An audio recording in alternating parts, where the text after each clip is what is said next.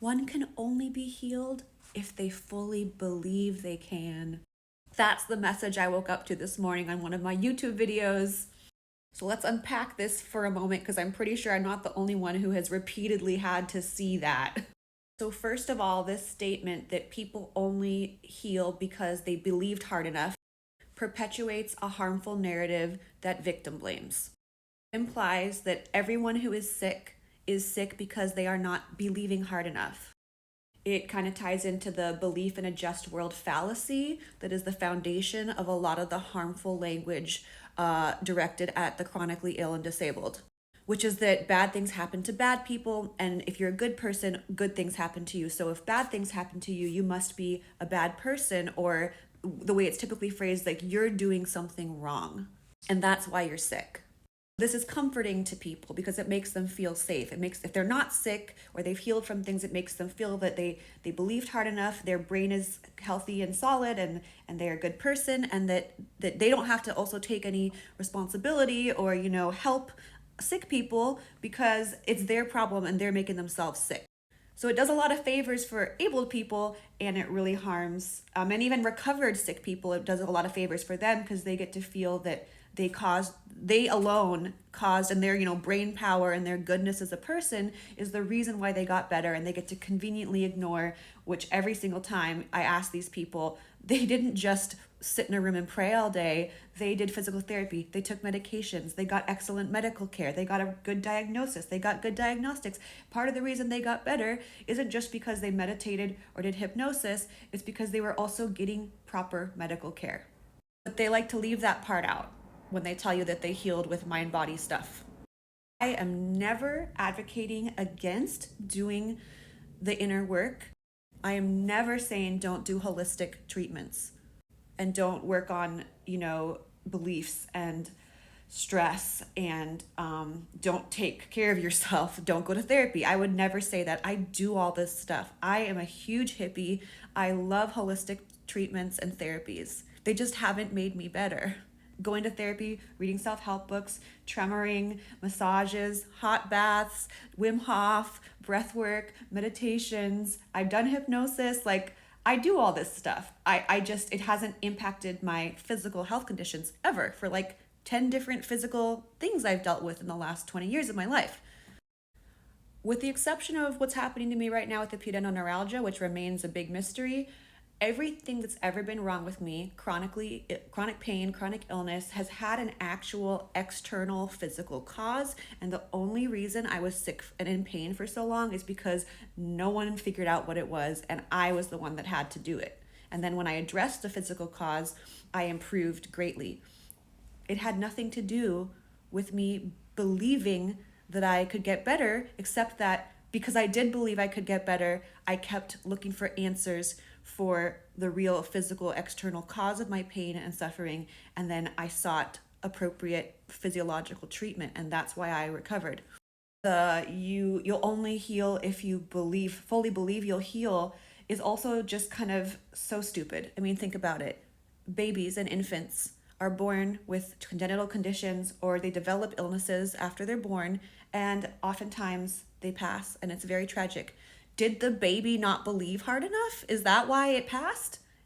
Same thing with animals. Animals also do have chronic conditions that they are born with. In the wild, they just die. In our society, when they're domestic animals, we try to care for them, but it's not like these things don't happen to other organisms. There are so many things in my life where I healed fully, regardless of believing in any direction. Like, I burned my wrist on a steamer, and it healed. I didn't think about that. I didn't say like, "Oh, I believe that you'll heal. Please heal. I believe you." I was like, "That sucks," and I just forgot about it. And the next couple weeks, it just disappeared. It healed. I didn't have to think about it. I had COVID, and unlike a lot of people that I'm friends with, I just got sick for a week, and then I recovered. My body just recovered. I mean, I took Paxlovid, I did a lot of things, but I didn't have like a mental or emotional or spiritual practice around like, you will heal, you will heal. And I didn't have to fully believe I would heal. I just healed. when I had sinus surgery after 2 years of sinus problems, when I finally got proper treatment for my year-long infection with chronic yeast, when I finally got hormone replacement therapy for my like 5 years of insane bladder symptoms. I figured out that my perioral dermatitis was caused by a propylene glycol allergy.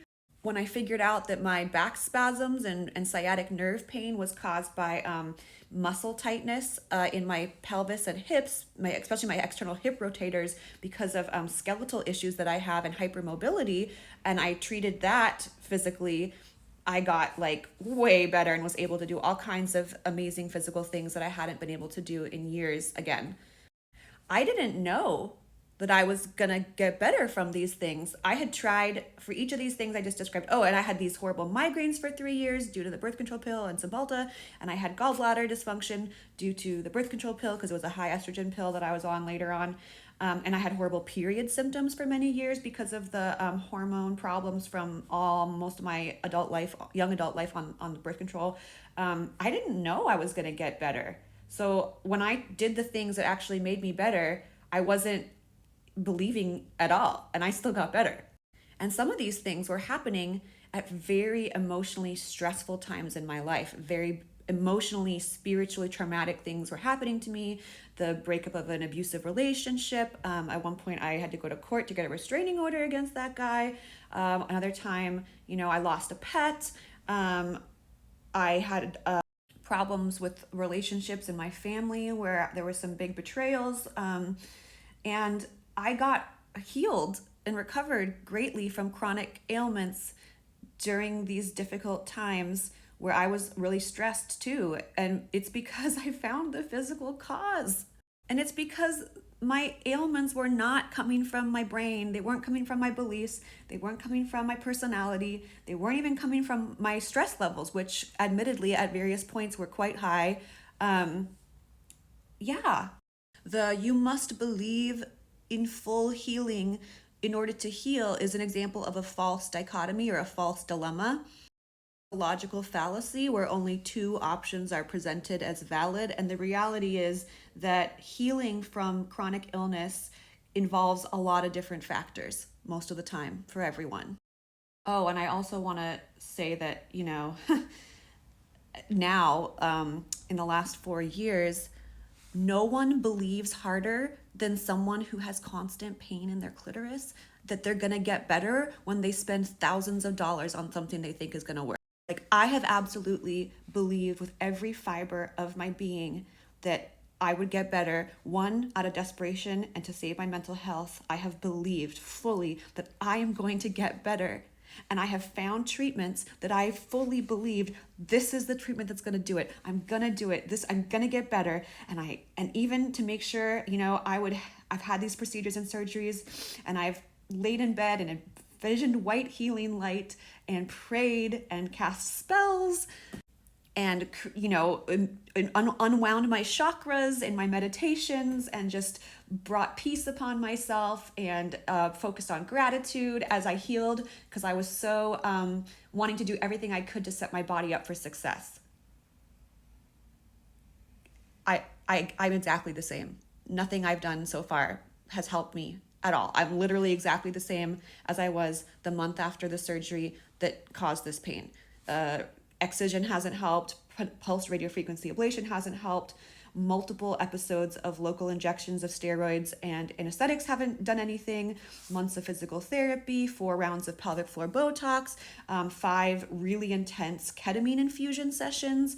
I've tried psychedelics to rewire my brain since all my time meditating on healing hasn't helped. I went to a very expensive 3-week chronic pain program that was like a mind-body camp, and I believed that the miracle was going to happen to me. I fully believed. I read books on it. I really do have a life still that if I could just get better, I could go back to it, and I would be so happy, because I was so happy before this happened to me. I was happy the week that the surgery happened to me. I was so happy. I was living my life. I was loving my life. I have a lot to live for. There's no secondary gain for me to be like this, to live with a daily pain in my genitals. It's really offensive and really cruel to imply that I'm like this because I believe it to be, but I'm just not believing hard enough.